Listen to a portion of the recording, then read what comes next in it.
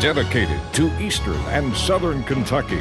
This is WYMT Mountain News Weekend Edition. Good morning, I'm Taylor Upchurch. Today is Sunday, March 31st. A little boy dead after a fire. Kentucky State Police say 2-year-old Joseph Brock died after a fire at his home early Saturday morning on Reams Lane.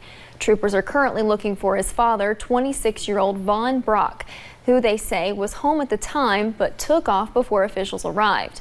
The cause of the fire is still unknown, and the child's body was taken to Frankfort for an autopsy. Anyone with information is asked to call Kentucky State Police at 606-878-6622. And in Menifee County, a fire left someone dead early yesterday morning. Kentucky State Police say they found the person at the home on Shannon Street in Means. They say the fire happened just after 2. The cause and victim's name are both unknown at this time. And now let's check in with meteorologist Paige Newell for a look at your forecast this morning. Paige, it was considerably colder out there today. Yeah, and that's going to be the trend as we head into the rest of your Sunday as well. It's a little gloomy outside. You'll notice here on our Stonecrest cam, we're seeing those clouds and a little bit of rain still sticking around as well. But you'll notice here on satellite and radar, most of the rain has gotten out of here. You'll also notice clearing as we look out to the west. So we will see sunshine a little bit later today, but those temperatures really not going to warm up too much. We're seeing those scattered rain chances now.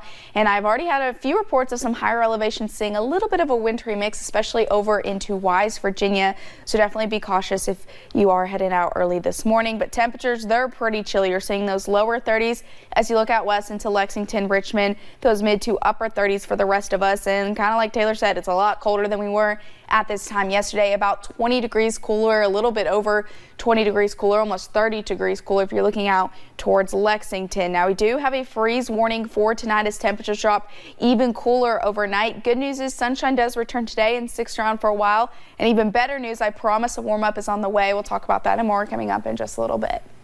All right, thank you, Paige. A deputy was treated for injuries to the hand after a London man fought with police while being arrested. Devin Vandemark was reportedly creating a disturbance at a home off Wells Drive Friday night. He began fighting with police and tried to run from them. He was taken to the Laurel County Detention Center and was charged with resisting arrest and assault, among other charges. The officer was sent to St. Joseph in London for treatment. And a man is now in custody after causing a 2-hour manhunt and college lockdown in Southwest Virginia Saturday afternoon. The Wise County Sheriff's Office says a call came in just before 1 p.m. on Lenora Road in Big Stone Gap of a man who had a weapon and was threatening to harm himself or wanting police to hurt him. That road is near Mountain Empire Community College. The threat put the school into lockdown, and David Scott Jr. was later arrested. And family and friends gathered yesterday at the Chavies Church of God for a balloon release in memory of Danny Mullins. Mullins was shot and killed in late February. Police charged James McIntosh in the case. Before the balloon release, Mullins' loved ones gathered in prayer and had a moment of silence to honor him.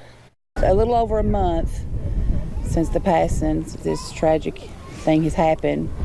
And we decided today to get together, be with family and friends, and as you can tell, it was such a big turnout today.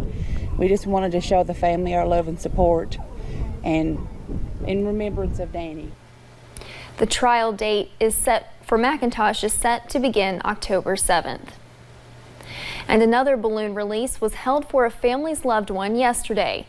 Family members of a missing Floyd County man celebrated his birthday. 27-year-old Jordan Tackett went missing in February. More than 1 month later, he still has not come home. And with little to no leads in the investigation, family members are growing even more worried.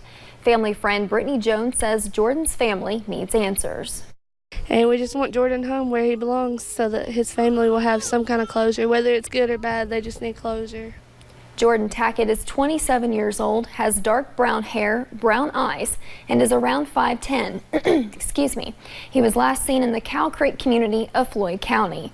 If you have any information on where Tackett might be, you can call Kentucky State Police Post 9 and leave an anonymous tip at 606-433-7711.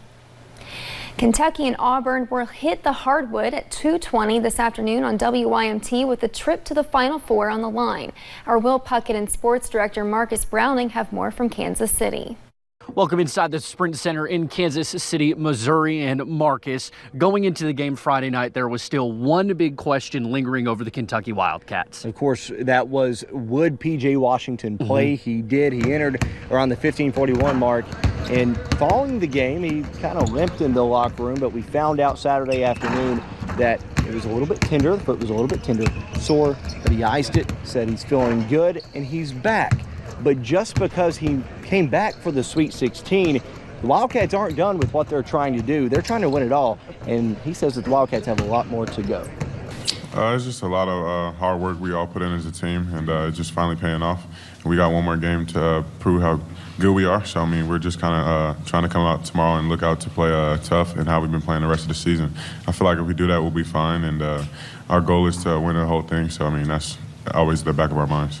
Now, should Kentucky want to make it to Minneapolis in the Final Four, they, of course, have to go through the Auburn Tigers, an SEC team that hasn't lost since they last played Kentucky. February 23rd inside Rupp Arena. Tigers are riding an 11-game win streak, and they're playing some of the best basketball of anyone in the nation right now. They just beat a team who other people were saying was playing their best basketball this season.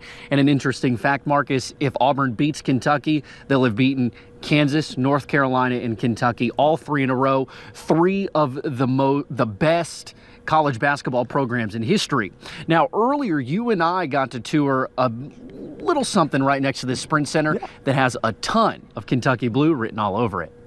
This trip for Kentucky to the Sweet 16, the Elite Eight, has history written all over it. Kansas City's hosted more tournament games than any other city. With the NAIA, MIAA, which is Division II, all of those games are held here, along with historic Kemper Arena, which is now Hy-Vee Arena, all the games they played at Municipal. We've hosted more games, tournament games, than any other city, which is why the Hall of Fame is here.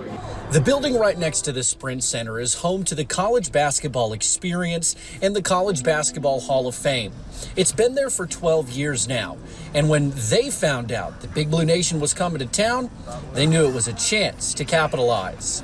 You know, one of the things that we've kind of waited for since we've opened, you know, we've had a lot of historic programs come in, but none as historic as, you say, Big Blue. Through these walls, with more than 300 people taking in the experience, Kentucky Blue is on it, wall to wall. And some of the people that are in our Hall of Fame, Tubby Smith, who's actually one of our mentors and one of our founding mentors, we'll see over in our mentor circle later, just along with some of the other people that have been inducted in our Hall of Fame. An experience unlike any other, in a town that has college basketball written all over it, and the convergence of one of the most historic teams in history coming to a town that is one of the most historic basketball towns in history, meeting for the first time. Marcus, out of the entire roughly hour that we spent inside the College Basketball Hall of Fame and Experience, what was your favorite part? I think my favorite part was seeing all of the Kentucky names just everywhere. I mean, Kentucky is all around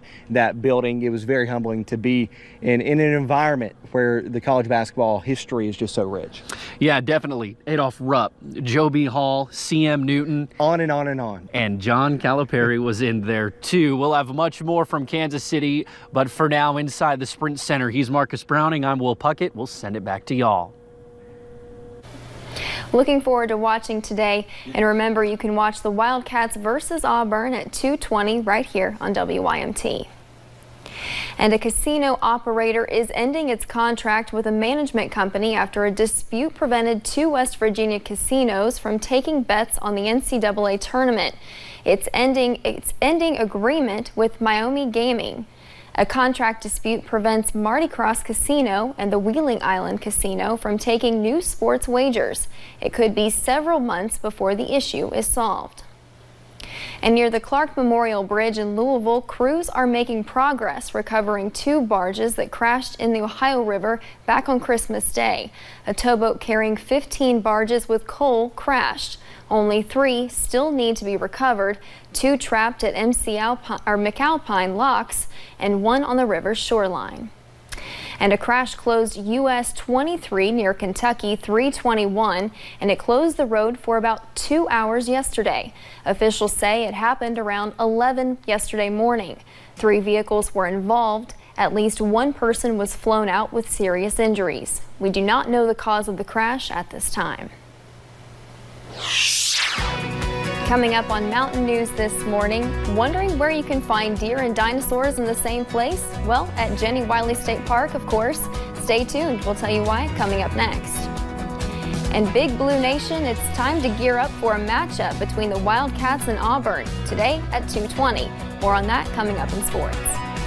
And we see that the cold front has moved in last night, and today we'll see a pretty big cool down. We'll break down that full forecast coming up next.